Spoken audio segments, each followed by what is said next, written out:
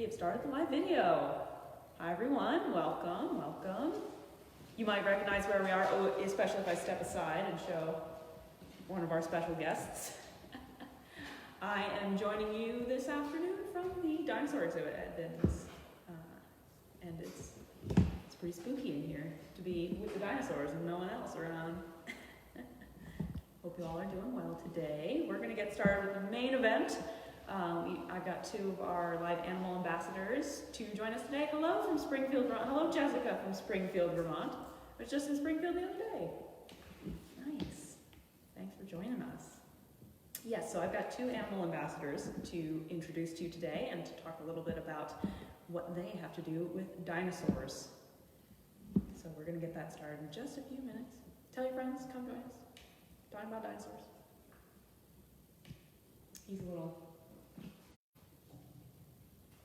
He's not one of the animal ambassadors, but he'll be there the whole time, don't worry.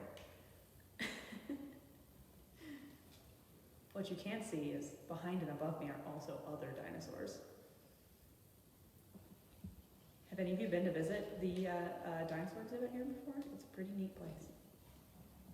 It's called Birds Are Dinosaurs, and it references the 250 million years of evolution between modern birds and their ancient dinosaur ancestors. One of whom is like Velociraptor here. Yeah. Very neat. I'll be back in a minute and a half, and we will get started.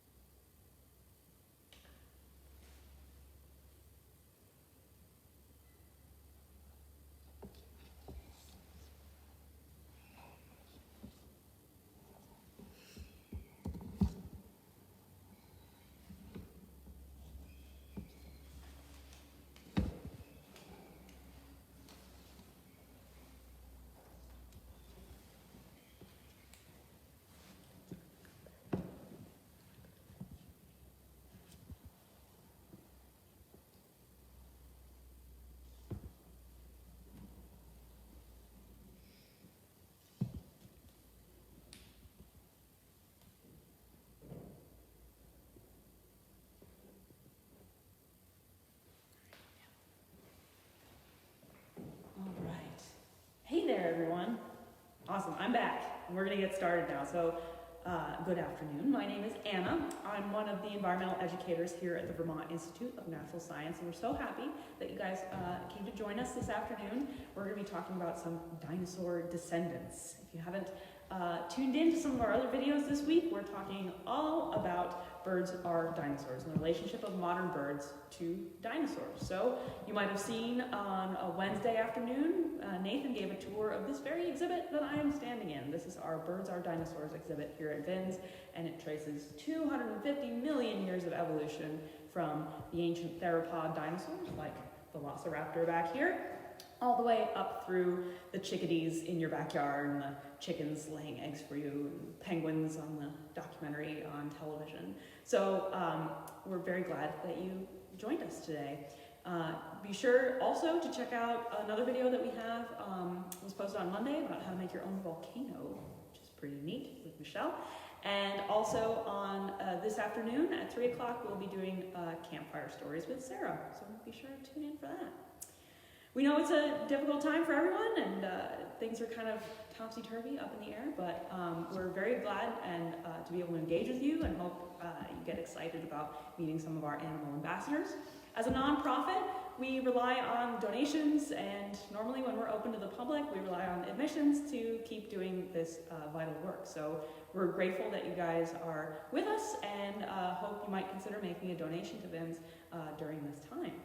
So, as I mentioned, without further ado, we are going to meet two animal ambassadors today, and their specific roles today are going to be helping us talk a little bit about their relationship to what we know as the dinosaurs, the ancient lizards and reptiles that roamed the earth. Now, as we'll learn, lizard is kind of a shorthand term to describe these animals. Dinosaurs were really quite different from anything that we have alive today on the planet. And the group of animals that they share the most similarities with are actually the birds, as it happens. But I think it'd be fun to start out our adventure today to meet a contemporary of the dinosaurs, an animal whose ancestors lived pretty much as it does today, right alongside of those dinosaurs that would eventually evolve into birds. So I'm going to go grab her. She's actually right here next to the camera. So that's not going to be very difficult. Ooh. All right, here we are. So I'll make sure that we're both in frame here. This is Turt, and Turt is a wood turtle. Now, wood turtles are a pretty special species here in Vermont. First of all, they're a threatened species, so the Vermont Fish and Wildlife lists them as, hello Reese, that's my husband. The Vermont Fish and Wildlife Department lists them as a threatened species. So these animals are under special protection, and it's because they're actually kind of quite rare, unfortunately. One of the main obstacles to their thriving here in Vermont is habitat loss. They have quite specific habitat requirements, although Vermont is full of the habitat that they like best, compared to other places in the world where the wood turtle is actually an endangered species. Wood turtles in Vermont are probably doing the best that they are anywhere in the world. Now, they're called wood turtles, if she doesn't mind me upending her briefly for a minute, so you can see the back of her shell. She's got all these scutes, so these long scales on the back of her shell, and they kind of form these concentric rings in places. And that might remind you of something. It might remind you of the rings of a tree, for example. When you cut down a tree in North America, you are able to see the rings that it lays down, and you're able to count how many rings are in that tree and know exactly how old the tree is. You can do that with a wood turtle too, up to a certain point.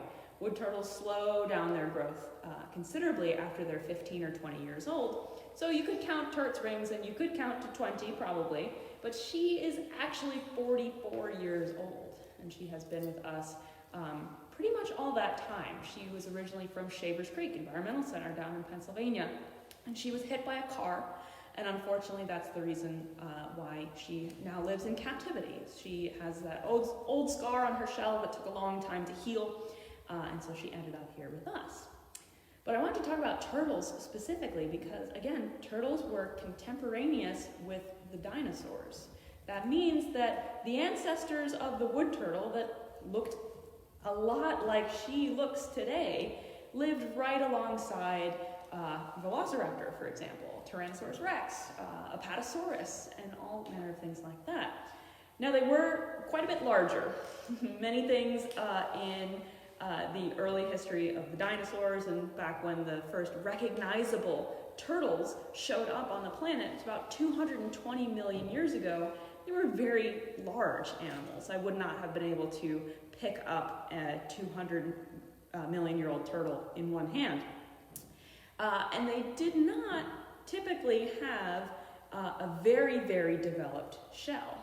In fact, the shell of a turtle is a pretty simple from the outside thing, but it's a complex thing that they evolved that makes them turtle-like. But the very earliest turtles had more bony plates beneath their skin.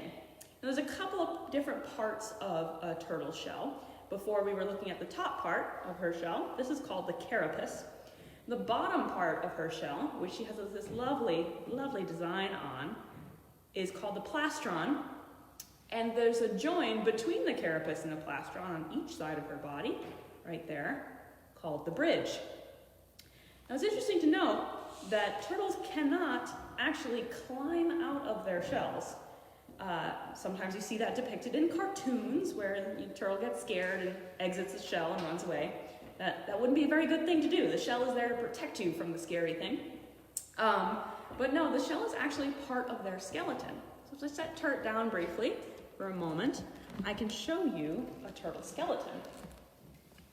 Now right here is showing you the carapace on this side, this back of this Indian pond turtle, and the plastron is over on the other side.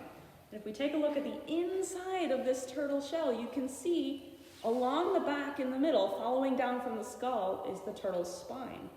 And radiating out from the spine in these long lines going sideways are the ribs. So a turtle shell is essentially its rib cage and its spine. And so there's no turtle that can exit their shell. But it's easy to see from where that kind of protective covering could have evolved. Picture a more lizard-like reptile that's just got very, very hard bony plates in its back. Eventually, over time, those bony plates probably helped those lizard-like, turtle-like animals survive better, and those bony plates became bigger and bigger and incorporated themselves into the turtle's body until we have the turtle that we know today. This body plan is so efficient, so good at helping turtles survive and produce offspring and go about their turtle business that it has basically not changed in the last 220 million years. We'll talk about how crazy long a period of time that is when we meet our next animal ambassador, which is our bird, our dinosaur descendant. So I noticed we've got 1 or 2 questions coming in about turd. I welcome any questions that you have. Please send us some questions. Does a wood turtle live in water, from Mrs. Wentz's class? That's a great question. She definitely does spend some of her time in water. Now, she doesn't live in the water 100% of the time like a fish, because she can't breathe underwater like a fish. She can't even breathe underwater like a frog. Frogs can exchange gas, can exchange air and oxygen through their skin. Turtles have a very, very limited ability to do that. Instead, they have lungs just like us. And so she needs to come up into the air sometimes to take a big breath. And wood turtles also, unlike frogs, unlike fish, they don't lay their eggs in the water either. Their eggs need to be up on dry land. And so they might find the sandy soil on the edge of a river or on the edge of a pond and dig a little hole in there with her tremendous digging claws. I don't know if you guys get a good look at her digging claws there. She would dig a little hole in the sand and deposit anywhere from 30 to 50 eggs in that hole. She would cover up that hole with sand and walk away, never to return. Turtles are not known for their parental care. The parents don't go back and take care of the babies. They're like, see ya, good luck. And that's very characteristic of turtles as a group. But the air breathing and the laying eggs on land is characteristic of reptiles in general. Turtles, lizards, snakes, as well as the dinosaurs and the birds, as we'll learn. All right, thank you. Any other questions? Oh, you might be wondering what Turt is doing right now. She's sticking her head up in the air and she's flailing her arms around. Now, one place that turtles do not live ever in their lives is the air. And so she does not like flying all that much. She's not very fond of flying around. So I'm actually going to put her back in her little container right now so she can get some time on land. But the turning the head up like that would help her flip herself back over. Many of us know that turtles, sometimes they get flipped over on the wrong side and they're balancing on their carapace, on the back of their shell, and they have a hard time getting themselves upright. But craning the neck up like that actually helps them, gives them kind of a little leverage point so that they can flip themselves right side up and go about their day. She felt like she was flipped because she couldn't feel any ground, she couldn't feel any water, so she was just trying to get flipped right side up. She's much calmer now. Similarities between dinosaurs and turtles. Oh, very good question. There, interestingly, are pretty few similarities between dinosaurs and turtles, Angel. They're both reptiles, but they're very different reptiles. As I mentioned, they would both breathe air. They both lay eggs. That the dinosaurs' eggs would have been hard-shelled like birds' eggs, and turtle eggs are actually kind of soft and leathery shelled, but they still both need to be on dry land. Both dinosaurs and turtles had scales, as do modern birds. modern birds have scales. And probably some of the dinosaurs had cold-bloodedness, or what we call ectothermy. They would rely on the outside world to give them heat. Turtles definitely do that. If you've seen turtles basking on a log in the middle of a pond on a sunny day, turtles need their heat from the outside world. Birds do not, just like us. Birds generate their heat inside of their body. And the thinking is that many dinosaurs did that too. Many dinosaurs were endothermic like us, and they got their heat from inside. But some of them may have been ectothermic like turtles, so all different kinds of things. Taryn is asking, what do they eat? Oh, as wood turtles, is an omnivore. And that means that she eats anything. Turt, as an individual, is very fond of her protein. So she really likes mealworms, she really likes bits of mouse, but she's also fond of fruit, blueberries, strawberries. Those are the kinds of things we feed her here at Vins. In the wild, a wood turtle would be eating everything from grass seeds to fruits and berries to scavenging for carrion. They might actually come upon a dead animal and eat a dead animal. Fish, insect larvae in the water, that kind of thing. All right, wonderful. Well, I am actually going to sneak off briefly and get our next ambassador animal. So sit tight.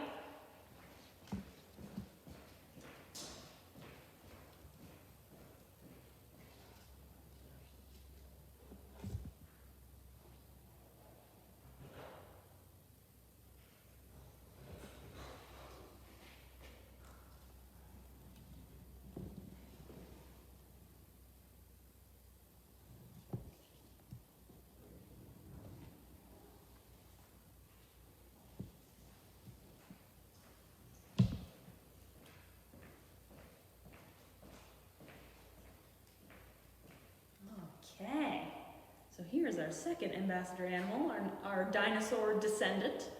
So we just met Turk the wood turtle, who is not closely related at all to the dinosaurs. Even though they are both reptiles, they don't share a common genetic line.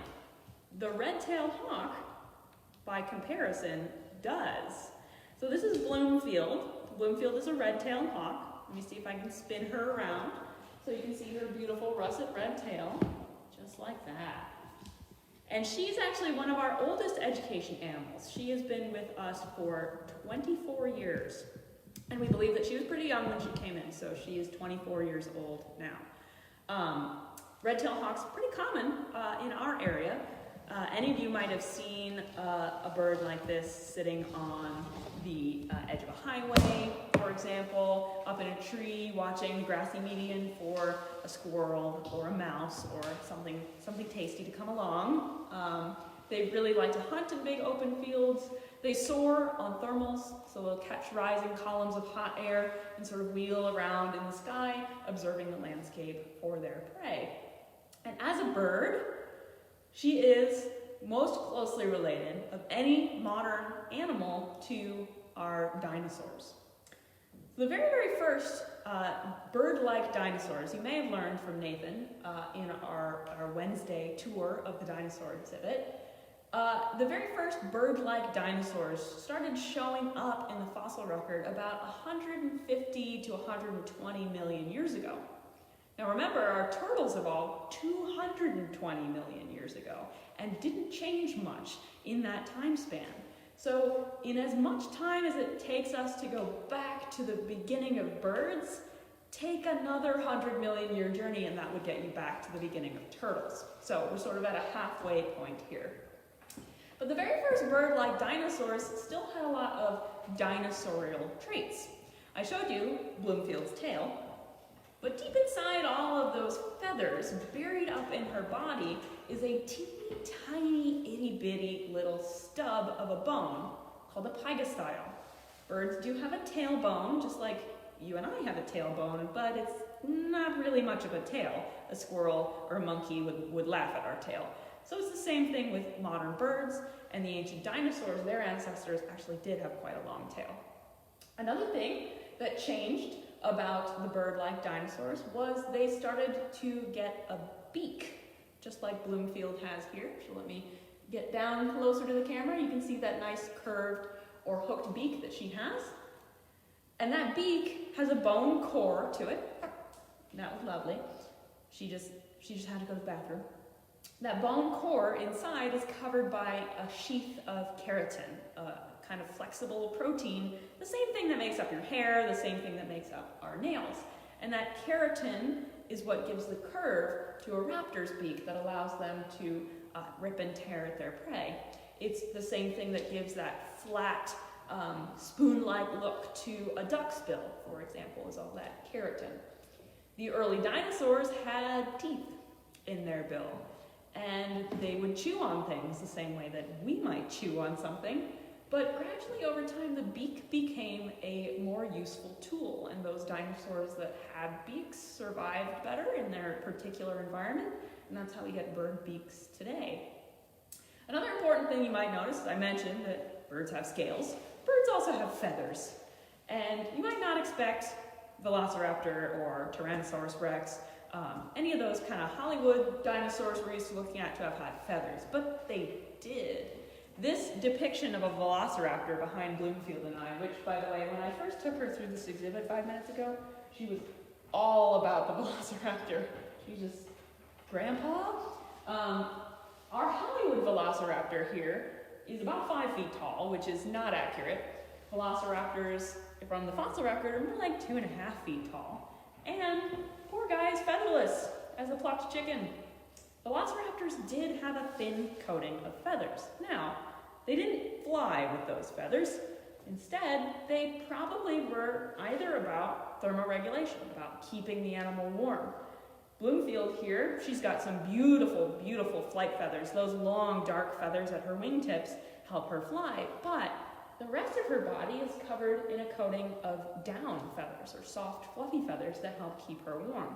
That's probably more what the dinosaur feathers were like. So she does also have scales, though. You might notice she's got some kind of like pale skin around her beak, but if I hold her feet, her lovely, lovely raptor talons, up toward the camera, you'll see her yellow skin and the scales that are on those feet. They're scales in an exactly similar way to the way that snakes and turtles have scales. Those scales are made of keratin, again, the same protein that makes up our hair and nails, and they provide protection to her feet. Now you might ask, why doesn't she need to keep her feet warm? And that is a really good question. These birds live in cold environments, and she has other ways of dealing with cold feet. She, for example, likes to tuck one of her feet up inside of her belly feathers and let it hang out there and get warm. But there are some raptors that do have feathered feet, the owls, to keep their own feet warm. Great. So I've got a couple of questions here, and I want to make sure we answer the questions. Katie asks, what is the lifespan of a red-tailed hawk? Great question. I mentioned that Bloomfield here is 24, and she is by no means elderly, although she would be a very, very lucky girl were she living in the wild. The oldest known wild red-tailed hawk lived to be about 29 years, and they knew it was this old because it had been banded by scientists who captured the bird as a young animal. They put a special, unique number on the bird's leg, and then they found the bird, unfortunately it was dead, 29 years later, so they knew that it had lived that long. Generally though, unfortunately these birds don't have a long average lifespan. Many birds, as in about 70% of red-tailed hawks, don't live to see their first birthday. But if they get past their first birthday, if they get past their 5th birthday, they're much more likely to live into their 20s like Bloomfield. What do hawks do if they have no shelter? That's a really good question. What do hawks do if they have no shelter? Well, they're surprisingly good at finding shelter, and they make shelter out of a lot of different things. In a rainstorm, where they might get wet, and if they get too soaking wet, they might not be able to fly. They might seek shelter underneath the branches of a tree, or under the eaves of a building, even. These birds will live in cities right alongside of people. But they're not particularly one to find a burrow, or a hole, or a cavity. They don't crawl down inside of a hole to get shelter. So they're pretty surprisingly hardy, even without shelter. Great. All right, Taryn and Kate, What is their nest like? Red-tailed hawk nests are phenomenal. I'm glad you asked that question. They can be 6 feet in diameter. So picture a 6-foot tall person, like an adult man, lying on the ground. That's how big around a red-tailed hawk might build their nest. They start by building the nest mostly out of sticks. So they'll get quite a few big branches and they'll build a kind of a platform or a foundation for the nest. They'll add smaller sticks on top of this and weave them into the structure of the platform to form a kind of a circle. And then the interior, the cup of the nest, where the eggs are going to be laid and where the babies are going to ultimately live for the first few weeks of their life, they line that with soft bark, with ferns, with pine needles, and even some like fibrous grassy material as well.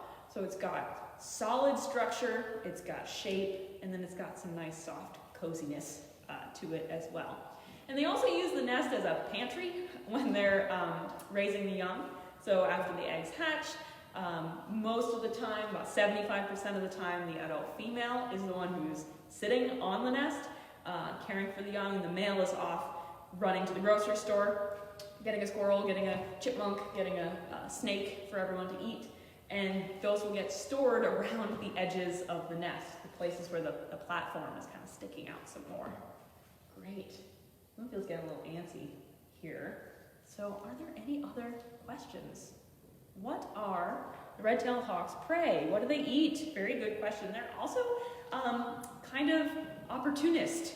They're not omnivores, they are carnivores. That means that they need to eat meat and only meat. And that is definitely something that they share with Velociraptor and Deinonychus and a lot of the other pre-bird dinosaurs. She's interested in eating squirrels, chipmunks, mice, garter snakes a lot of the time in the spring. They'll eat other birds like pigeons and ducks, quail and grouse. They'll also go after rabbits, cottontail rabbits. Below the size of an adult is probably what a red-tailed hawk, without the assistance of a falconer or without hunting in a pair, they would go after an adult cottontail perhaps together. Out in the desert, because they do live in sagebrush places in the American Southwest, they'll hunt jackrabbits and ground squirrels and gophers, lizards and snakes and things like that. Good questions. All right. Are pigeons related to dinosaurs, Sarah and Capri? That's a great question. You must know how much I love pigeons. I really do love pigeons. And yes, in fact they are. So the strange thing about that is all birds. There are 10,000 species of birds alive today in the world, give or take. All birds trace their ancestry to the dinosaurs. Whether it was one dinosaur, it's pretty unlikely, or 2 dinosaurs, or a whole different family of dinosaurs that gave rise to our birds. That's the more likely option. We don't know, but the red-tailed hawk, the chickadee, the pigeon, the penguin, the flamingo, all of them came from the dinosaurs. Wonderful. What predators do they have? Shafali asks, what predators do you have? Very few. Red-tailed hawks, as adults, really don't have to worry about much else in their world. They're kind of the apex predator in many ecosystems, not all. That being said, the great horned owl and the bald eagle are probably their biggest competition in our neck of the woods. A great horned owl might attack an incubating female red-tailed hawk while she was hunkered down on the nest. In the middle of the night, she's vulnerable to an owl. Bald eagles compete with red-tailed hawks for the same nest sites. They will actually use each other's nests, and so they might attack each other. The young in the nest are a lot more vulnerable to other raptors out there, but thankfully, mom and dad red-tailed hawk are extremely protective of the nest site and of their young, which is something that they share with the dinosaurs that the turtles don't have. Remember we were talking about a turtle lays some eggs in a hole in the ground, covers up the hole, and walks away? Birds do not do that. Most birds do not do that. And dinosaurs probably didn't either. From what we know and the fossils that we have, we can tell that dinosaurs gave significant parental care, that they incubated their eggs with their own body heat, that they protected the young in the nest from predators. And so that's another very interesting, not morphological, so not like a trait that you can point out on the body, but a behavioral similarity between birds and dinosaurs. Great. Any other questions that we have? Well, if you do think of other questions, and please take your time. We love answering these questions. We love engaging with you guys. Shoot us an email. info@vinsweb will be linked in the description when this video goes up, because this is all being recorded, so don't worry if you missed the beginning. Send us a question that you have, and I will be so happy to answer it. Oh, I've got one more here. Are they like other birds where the male is more colorful? Very good question. A lot of birds do show that, as you pointed out there, Angel, but raptors are generally not like that. Bloomfield is a girl, or at least we're 90% sure that she's a girl, because she's so huge. And that's the difference in raptors between males and females. The females are larger overall than the males. A male and female red-tailed hawk are pretty much identical to the untrained eye. There are a couple of tiny differences that seem to sometimes show up between males and females, and one of them is, if you can see the back of her tail, that black stripe across the bottom of her tail, right there. In males, it is wider, and in females, it is narrower. Good luck using that as a field mark, though. In general, we just go by overall body size to tell the males from the females. Great, awesome. Oh, are there any other animals that are related to dinosaurs other than birds? Very good question. So I should probably, I'll recommend that we post a sort of reptile family tree so you guys can get a look at this, because probably the other most closely related group of animals to dinosaurs is crocodiles, of all things. And that the crocodile family of crocodiles, alligators, caimans, gharials, they are the closest living relatives to the birds as a group. Sort of the way that it split off was, think of a family tree, one branch, one goes one way, this is crocodiles, this way is birds and dinosaurs, and you have birds and dinosaurs. And then from the crocodiles and birds and dinosaurs, you have turtles, kind of at the base of that tree. Awesome.